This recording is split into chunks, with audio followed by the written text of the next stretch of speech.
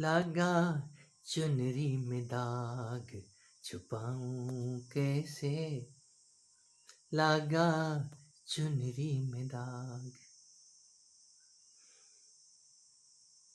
चुनरी में दाग। ये दुनिया मेरे बाबुल का घर, वो दुनिया ससुराल।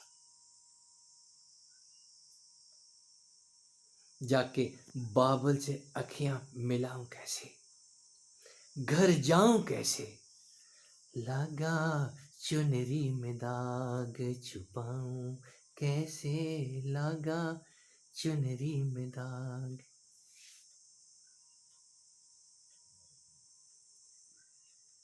इतना पता चल जाए कि हमारी चुनर में दाग लग गया है। ये दाग सारे भेद खोल देगा। ये दुनिया मेरे बाबुल का घर, वो दुनिया ससुराल। कहीं उस दुनिया में एक बार गोरी होके आ जाए, आपकी वो अंतरात्मा किसी की गोरी है, आपका वो कुंवारा मन किसी का मनमोहन है। एक बार मुलाकात हो जाए, फिर एक कजरा और गजरा सब अस्त व्यस्त हो जाता है। जादूगर सैया, आंख मिचौली,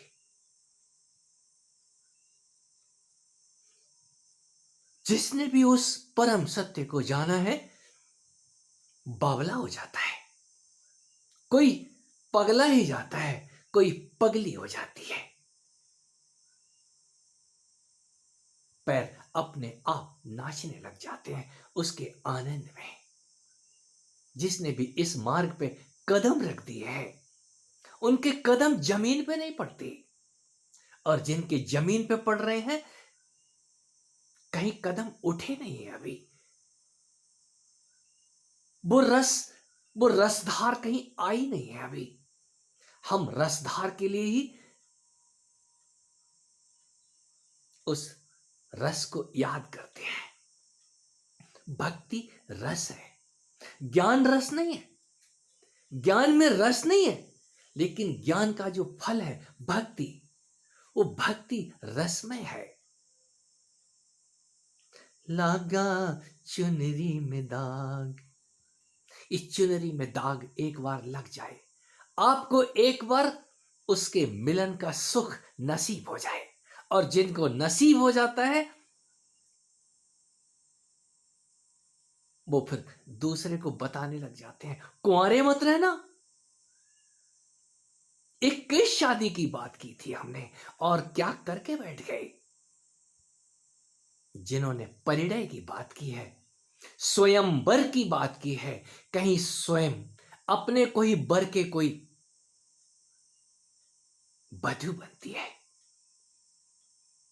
स्वयंवर करती है, अपने से शादी करती है। और जब कोई अपने से शादी कर लेती है तो उसकी चुनरिया मैली नहीं होती, उस पे फिर दाग नहीं लगता। दाग लगता ही तब है जब हम बाहर से बंध जाते हैं। हम किसी से दोस्ती गांठ लेते हैं, किसी से प्रेम विवाह कर लेते हैं। बाहर के विवाह ज्यादा देर तक नहीं टिकते। यही वजह है, जिसने उस एकांत का सुख जान लिया है, अकेले रहने का मजा जिसको आने लग गया है, वो बाहर का साथ नहीं ढूंढता है, अकेला हो जाता है। ध्यान अकेले होने सिखाता है। और जब आप अकेले होते हैं तो कहीं उस प्रेयसी से सामना होता है। ये दो पैरों वाला शरीर आपके लिए बहुमूल्य उपहार लेकर के आता है। कहीं इसी दो पैरों वाली द्रौपदी जिसके ऊपर ये तन आपका महल खड़ा हुआ है, इससे परिचय होता है। हम जो ही इस तन से जुड़ना शुरू करते हैं तो तन आपको आनंद देगा। आनंद कब देगा? आपको पहला आनंद ही इस तन के साथ आता है। आप कितना कितना जान पाए हैं इस तन को। और जब भी कोई इस तन को जानने लग जाता है तो अहोभाव से भर जाता है। फिर तन को निकृष्ट नहीं कहता, गाली नहीं देता। इस तन के अंदर ये अस्त्र जो लगे हुए हैं, आंख, नाक, कान, मुंह, ये अस्त्र और भी अस्त्र है। कहीं गदा लगी हुई है, कहीं चक्र सुदर्शन भी है। इस सब का सब कौतूहल से जब मन हमारा भर उठता है, ओह, इसके अंदर, इस नवद्वारे के अंदर, इस नौलखे, ये 9 छेद वाला भवन, इसको आप जेल भी कह सकते हैं। गांव में कहावत है, उस 9 लाख की जेल में बंद कर देंगे तुझको। 9 लाख की जेल, कौन से 9 लाख की? कभी 9 लाख में कोई जेल बनी होगी? ये 9 लखा, ये 9 छेद वाला शरीर, इसको कोई लखने, कोई ध्यान देना शुरू कर देता है। ये है ही क्या? ये कौन सा घर है जिसके अंदर हम घुस के कैद में हो गए हैं? और इस कैद का मजा किसी योगी से पूछो, जिसका योग फलित हुआ है। वो योग को आनंद की भाषा से जोड़ेगा। योग आनंद देता है। क्यों? ये तन फिर एक मुंह ही है जिससे आप गा सकते हैं, रो सकते हैं, हंस सकते हैं।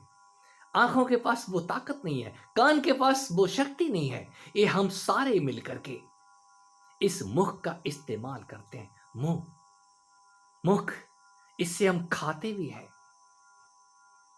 और मुंह से बहुत कुछ करते हैं। यदि मुंह ही ना हो तो ये सुंदर सुंदर वाणियां जो हम सुनते हैं वो कोई कहता ही नहीं, ये मुंह अद्भुत है। ये मुख जब खुलता है, यही वीणा है। ये वीणा समझ आती है, ये दुनिया मेरे बाबुल का घर। तब ये घर, ये शरीर आपको बाबुल का दिखाई देता है। और वो दुनिया ससुराल, कौन सी दुनिया ससुराल? आप नींद में उस आनंद की महादशा में कहीं तो जाते हैं।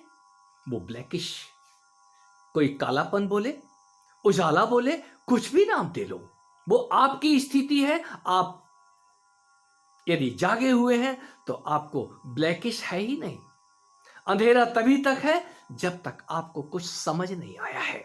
वहां ना अंधेरा है और ना उजाला, सदा एक सा है। ये महात्म में फलित होता है।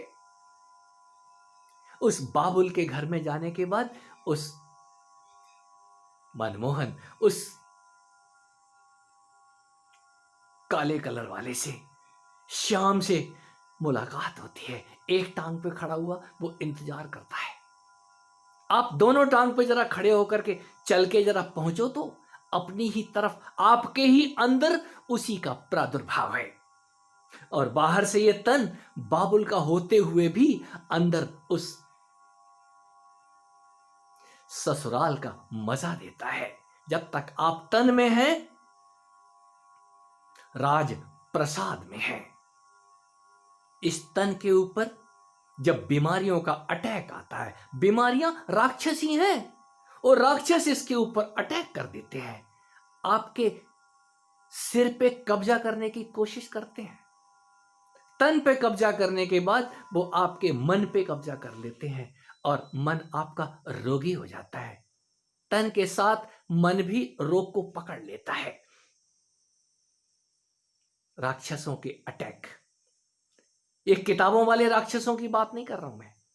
आपके तन के ऊपर काम, क्रोध, लोभ, मोह, ये सब के सब राक्षस ही हैं। ये जब अटैक कर देते हैं तो यदि आपको लड़ना नहीं आया तो आपको ये हरा देंगे। और जब हरा देंगे तो आप लक्ष्मण के जैसे शक्ति लग गई है पड़ जाएंगे।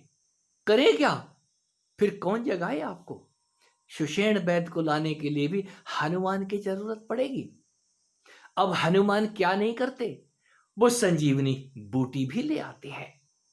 आप पड़े तो रहो। यदि आपको शक्ति लग गई है, कहीं काम का असर हो गया है, ज्वार चढ़ गया है, आप पड़ जाओ, पड़ जाओ। उस राम को रोने दो जो आपके ही अंदर बैठ के रोता है। ये तो सो गया, ये तो मर गया, मैं इस युद्ध में तो हार गया हूं। अब अयोध्या में क्या क्या मुंह लेकर के जाऊंगा। आपका ही वो अपना मन रोता है। रोता उनका है जो बुद्धि से संपन्न है, जो उस गणेश की भाषा को समझने लगे हैं। ये समझ आता है। योग की दुनिया समझ ही उनके आती है जिनके पास बहुत तेज दिमाग है। और तेज दिमाग के लिए आपको अपनी शरण आना होगा। और जो अपनी शरण आ जाता है, स्वयंवर अपने से पहले सामना कर ले। और जो अपने को समझ जाता है, वो फिर उसको समझाने की जरूरत नहीं है, वो फिर सब कुछ समझने लग जाता है। अपना साक्षात्कार। ये चूनर का पता ही तब चलता है कि चूनर किस चूनर की बात हो रही है। यहां ज्यों की त्यों धर दीनी चदरिया, कोई कबीर गाने लग जाते हैं। ये चदरिया कभी मैली नहीं थी। हम मान बैठे हैं कि हम गंदे हो गए हैं, हम अज्ञानी हो गए हैं, हमें कुछ पता नहीं है। कोई दूसरा आकर के हमारे सिर पे हाथ रखे। दूसरा तो हाथ तब रखेगा, पहले आप अपना हाथ अपने सिर पे रखें, अपने ही चरणों पे अपना माथा पटक के देखें, इस तन की शरण जाकर के देखें। ये तन आपको कुछ और ही रास्ते पे लेकर के जाएगा, और वो रास्ता योग का है।